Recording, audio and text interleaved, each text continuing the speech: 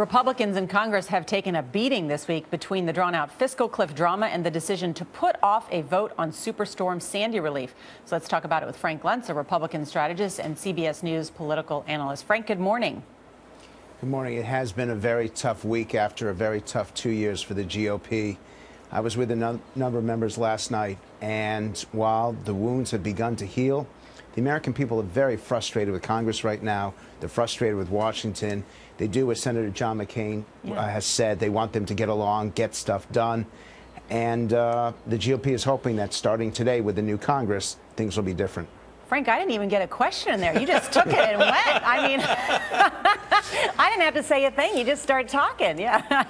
I mean, I want to ask you about the state of the Republican Party, because you heard Governor Christie excoriate the House Republicans yesterday, saying it's disappointing, it's disgusting.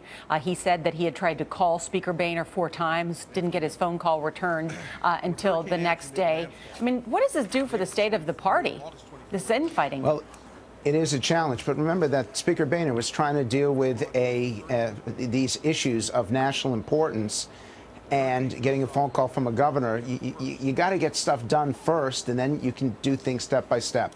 Part of the issue with what's happening in Washington now is that the focus has been on tax increases rather than spending cuts. 70% of Americans, Norah, did want to see taxes go up on the richest Americans, according to recent polls. But 80% of Americans want to see Washington stop some of its spending. And this so-called fiscal cliff did not do anything when it comes to spending. And I think where the GOP has made a mistake is that they allowed this to be about taxes rather than the various programs that the American people would like to see reduced in some way. Frank, back to Norah's point, which about the state of the party. I mean, you had Speaker Boehner going one way on the fiscal cliff deal. You had Majority Leader Eric Cantor going another way. I mean, there seems to be a split inside the party. And you hear it in the grassroots, you hear it all across the country, that the Republican Party historically has been against raising taxes. But viewers should know that 98.5% of Americans are going to get a permanent tax cut.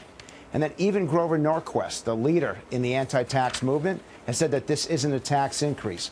You're correct that there are schisms within the GOP that did not exist before, but that's what a new Congress does. And if the focus turns from tax policy to spending, I think that you'll find that the Republicans will unite. Yeah, but I think, part of the criticism, as you know, Frank, is that here's a Republican Party that agreed to tax cuts but got no spending cuts and no entitlement reform out of this president, that it wasn't a great deal after all. And the American people would agree with that. Norah, you're correct. And so they're going to come back at this with the debt ceiling and with the budget over the next 2 and 3 months. And it's going to be up to the president to prove, to demonstrate to the American people that he is serious, that this deficit cannot be solved just by tax increases, that in the end, you've got to get entitlement programs under control and you got to plan for the future. And that's also part of this vote on Sandy. You can't spend, and this is what the GOP has said, that you can't spend on everything at every moment all the time, that you have to set priorities. So if you're going to spend more on Sandy, then you have to find an offset that you spend less. But Frank, going forward here, I mean, if you're talking about a schism within the Republican Party and you're talking about a speaker who votes with a minority of his party on a major deal, I mean, what kind of bargaining position is the party going to be in going forward here if they can't unite around anything? But you've illustrated the whole problem, and you got to give President Obama credit that he put the GOP in this situation. Look, if the vote had gone in the other direction and they'd voted down this compromise, then I'd be on this show this morning and you all be criticizing the Republicans for undermining the economy, for killing the stock market. In the end, this was a no-win situation, and in politics, you can survive this once or twice before your own voters start to turn against you. So I don't disagree with anything that the two of you have asked about. You got to wonder, will the Republicans learn, and will they change the focus over the next 8 weeks from taxes to spending? Because when they're talking about spending, they're on the side of the majority of the American people. All right, Frank Luntz. Frank, thanks so much for being with us this morning. Thank you.